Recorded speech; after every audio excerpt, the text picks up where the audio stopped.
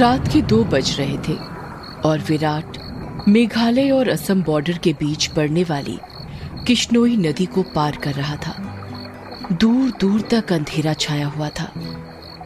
एक गहरे सन्नाटे ने किश्नोई नदी को घेर कर रखा हुआ था और उसी नदी के ऊपर काले बादल मंडरा रहे थे, जिन्हें देखकर ऐसा लग रहा था कि किसी भी पल वो बरसने वाले हैं। नदी में घुटनों तक पानी था जो धीमी रफ्तार के साथ बहे जा रहा था। विराट के एक हाथ में मोबाइल का टॉर्च था तो दूसरे हाथ में साइकिल का हैंडल। विराट पैदल पैदल मोबाइल के टॉर्च की रोशनी के सहारे नदी पार कर ही रहा था कि तभी उसका मोबाइल बजने लग जाता है। विराट फोन उठाते हुए कहता है, हाँ वन्ना बोलो। मोबाइल के अंदर से एक औरत की आवाज सुनाई देती है। कहाँ तक पहुंचे आप जी? किश्नोई नदी तक पहुंच गया हूं वन्ना। बस ये किश्नोई नदी पार की और फिर मैं सीधे तुम्हारे पास। वन्ना की घबराते हुए आवाज सुनाई देती है। क्या कहा? किश्नोई नदी पार कर रहे हो आप? और नहीं तो क्या, अब तुम्हें तो पता ही है कि बंगला मुडा गांव से रोगंका मुचा गांव जाने का एकमात्र यही रास्ता है और वो भी नदी पार करके जाना पड़ता है। आपको इतनी रात में वापस नहीं आना चाहिए था। ग्रेवयार्ड कोठी में ही रुक जाना चाहिए था। आपको पता है ना नदी के पास वो घूमती है। विराट हैरानी के साथ पूछता है, वो घूमती है मतलब? आपको सब पता है पर फिर भी आप जानबूझकर ऐसा बोल रहे हैं ना। माँ जी ने बताया था ना कि नदी पार करते वक्त उसका नाम नहीं लेना चाहिए वरना वो सच में आ जाती है। वंदना, तुम भी ना कहाँ माँ की बातों में आ गई।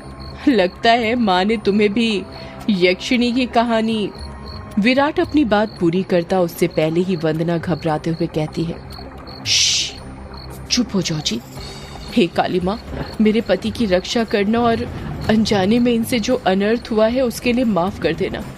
अब ये कभी उसका नाम नहीं लेंगे। विराट हंसते हुए कहता है, क्या वंदना, तुम भी ना। ये यक्षिणी वक्षिणी कुछ नहीं होती, समझी तुम। ये सब बस मनगढ़ंत बातें हैं जो गांव वालों ने बनाई है और कुछ नहीं। आप नहीं मानते तो मत मानिए, पर मैं तो मानती हूँ। आप ना जल्दी से आ जाइए बस। हाँ वन्ना, आ रहा हूँ, बस ये नदी तो पार कर लूं पहले। अच्छा मैं रखती हूँ। अरे ऐसे कैसे? तुम्हें नहीं लगता तुम कुछ भूल रही हो? मैं भूल रही हूँ? क्या भूल रही हूँ? यक्षिणी के बारे में याद रख सकती हो, लेकिन ये याद नहीं रख सकती कि आज हमारी शादी की सालगिरह है। गलती हो गई जी, माफ कीजिएगा। आपकी फिक्र में तो मैं भूल ही गई थी। विराट मुंह बनाते हुए कहता है, अब भूल गई थी तो उसकी सजा तो मिलेगी तुम्हें। सजा के लिए तैयार रहना। वन्ना प्यार से पूछती है, अच्छा तो क्या सजा देंगे आप? तुम्हारी सजा ये है कि तुम्हें आज रात भर जागना पड़ेगा। वन्ना शर्मा जाती है और शर्माते हुए कहती है, आप भी ना कैसी कैसी बातें करते हैं आप। अरे अपनी पत्नी से ऐसी बातें नहीं करूंगा तो किससे करूंगा। ठीक है, आ जाइए, मैं इंतजार कर रही हूँ आपका, जल्दी आना। वन्ना फोन कट कर देती है और विराट वापस से नदी पार करने लग जाता है।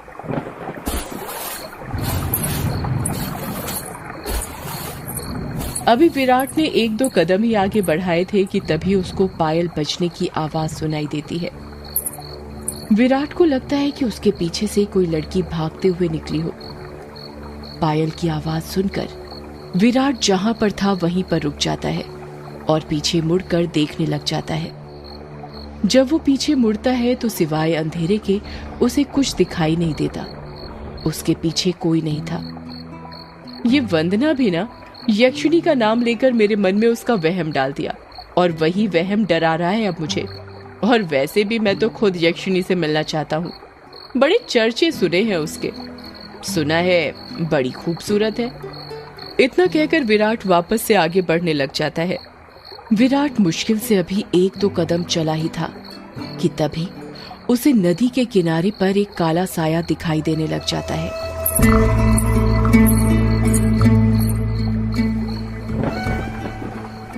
उस काले साए को देखकर विराट के कदम अपने आप थम जाते हैं। साए को देखकर ऐसा लग रहा था कि जैसे वो विराट का ही इंतजार कर रहा था।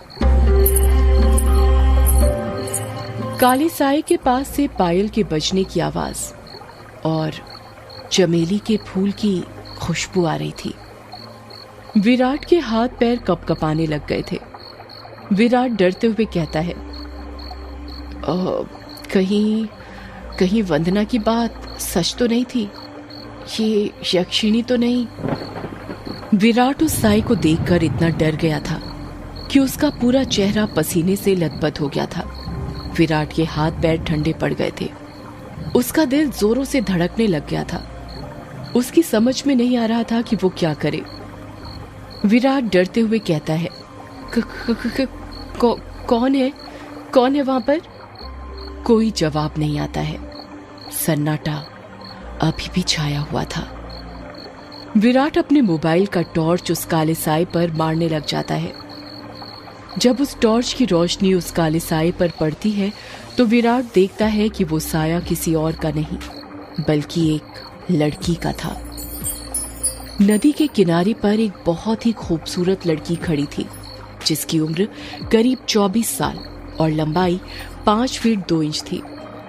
उसकी लंबी सी गर्दन, गुलाबी से होंठ, बाल खुले हुए जो उसकी कमर तक आते थे, उसका गोरा बदन और उसी गोरे बदन पर उसने काली साड़ी पहन रखी थी।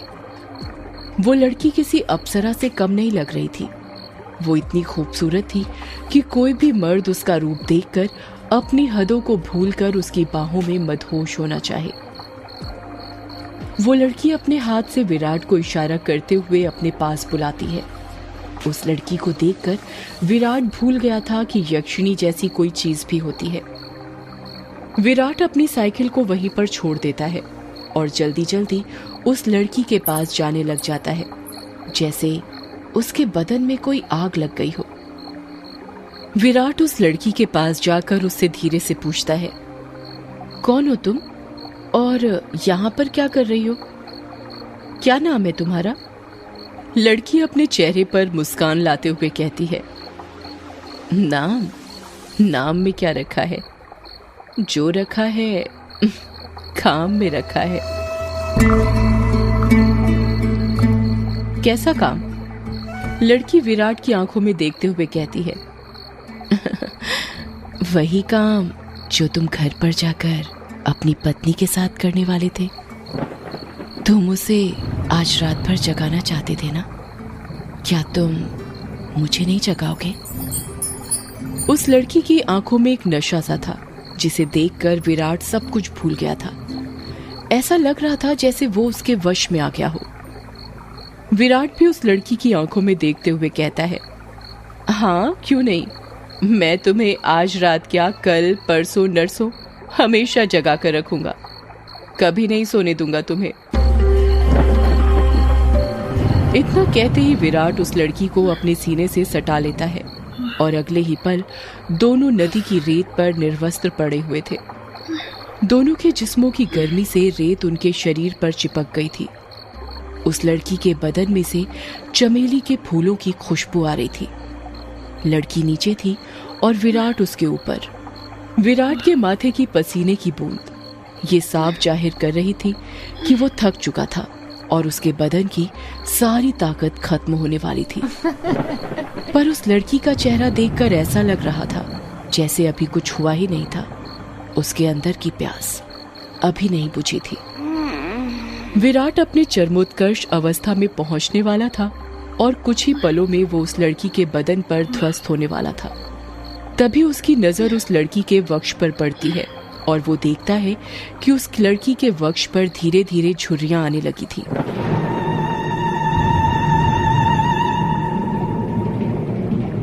उसके हाथ पैरों की नसें बाहर निकलने लगी थी। उसके बाल काले से सफेद होने लगे थे। देखते ही देखते वो लड़की अचानक से बूढ़ी औरत में तब्दील हो जाती है। ये सब देखकर विराट की आंखें फटी की फटी रह गई थी। उसका गर्म बदन अचानक से ठंडा पड़ गया था। विराट कांपते हुए कहता है, कौन हो तुम? वो लड़की धीरे से कहती है, मैं यक्षिणी, तेरी मौत। ये सुनकर विराट के रोंगटे खड़े हो जाते हैं और वो झट से उससे दूर हटने लगता है। पर उसी वक्त यक्षिणी उसे अपने दोनों हाथों से पकड़ लेती है और कहती है, अभी कहाँ जा रहे हो प्रियतम? मेरी प्यास अभी बुझी नहीं है।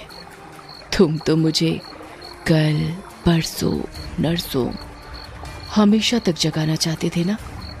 क्या हुआ, थक गए या डर गए मेरा असली रूप देखकर? विराट उसका खौफनाक चेहरा देखकर इतना डर गया था कि कुछ नहीं बोल पा रहा था। उसको यक्षिणी की आंखों में खुद की मौत नजर आ रही थी। यक्षिणी गुस्से में कहती है, वासना की प्यास में तू ये भूल गया कमीने कि तेरी पत्नी वंदना तेरा घर पर इंतजार कर रही है और तू यहाँ पर मेरे साथ? तुम मर्द कभी एक स्त्री से प्यार कर ही नहीं सकते। तुम्हारी हवस कभी खत्म नहीं होने वाली। इतना कहकर यक्षिणी अपना हाथ विराट के सीने पर रख देती है। यक्षिणी के लंबे लंबे काले नाखून थे जो चाकू की तरह पहने थे। विराट डरते हुए कहता है, नहीं नहीं, ऐसा मत करो, जाने दो मुझे।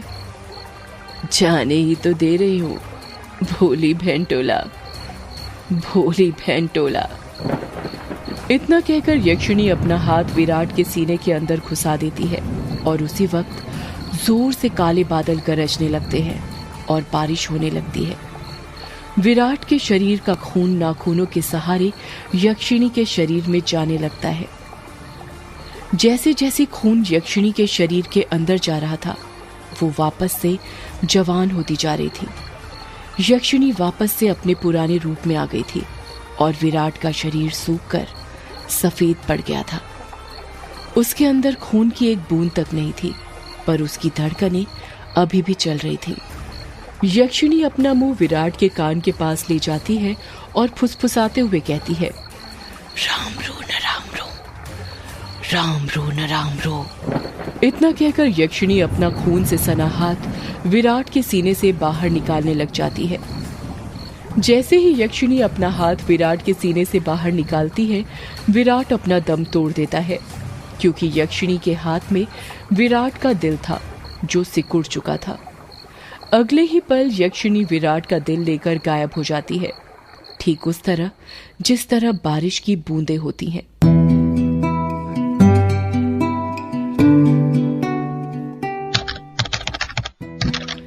टाइपराइटर के बटन दबने की आवाज सुनाई दे रही थी।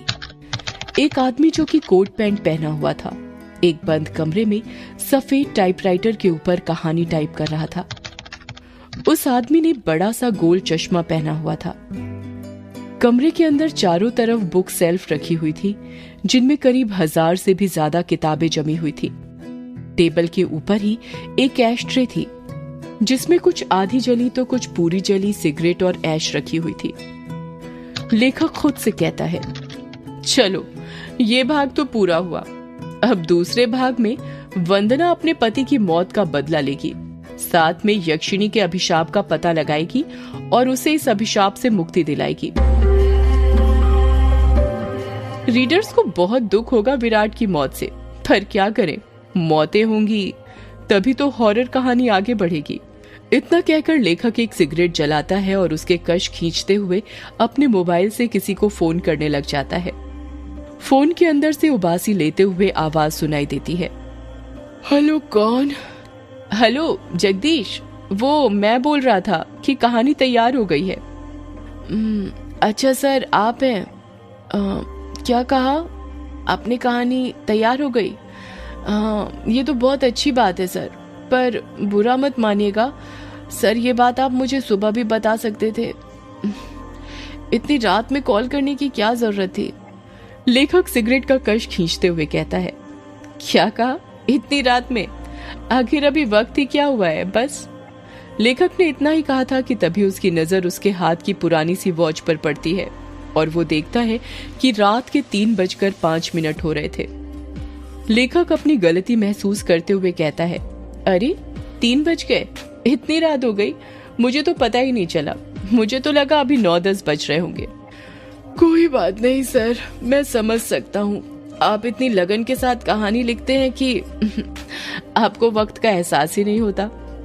हाँ ये तो है, देखना जब ये किताब आएगी तो लोगों के रोंगटे खड़े हो जाएंगे।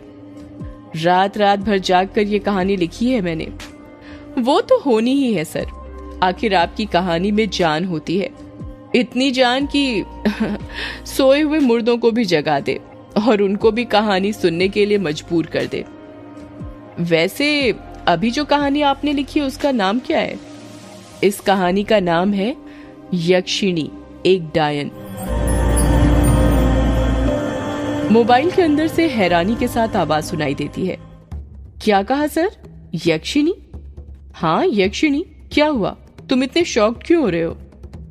सर मैंने सुना है ये जो यक्षिणी है ये आपके गांव के पास जो किश्नोई नदी है वहां पर घुमा करती है और मर्दों के साथ वो सब, यानी वही सब करके उन्हें मार देती है।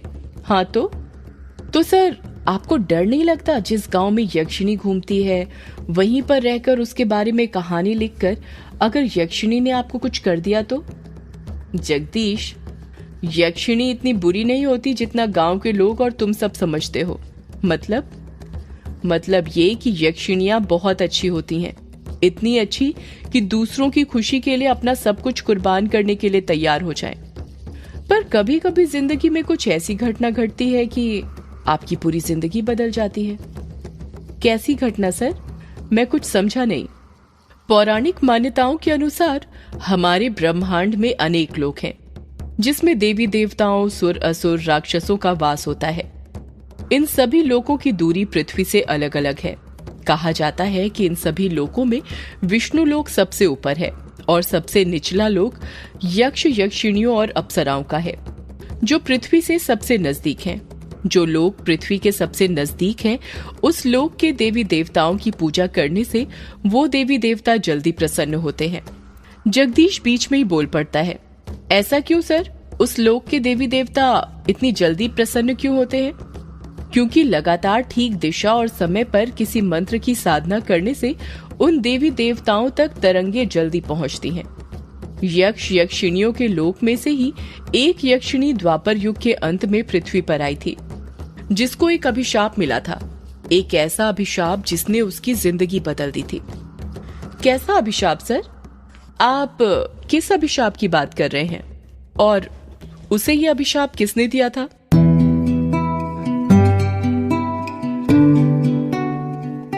एक दूसरे लोक से पृथ्वी पर आई यक्षिणी को एक अभिशाप मिला था। आखिर क्या था वो अभिशाप और किसने दिया था? जानने के लिए सुनिए यक्षिणी एक डायन का अगला एपिसोड सिर्फ पॉकेट एफएम पर। सदियों से है पुरानी ये है यक्षिणी की कहानी। यक्षिणी एक आग है, यक्षिणी तेरा ख्वाब है।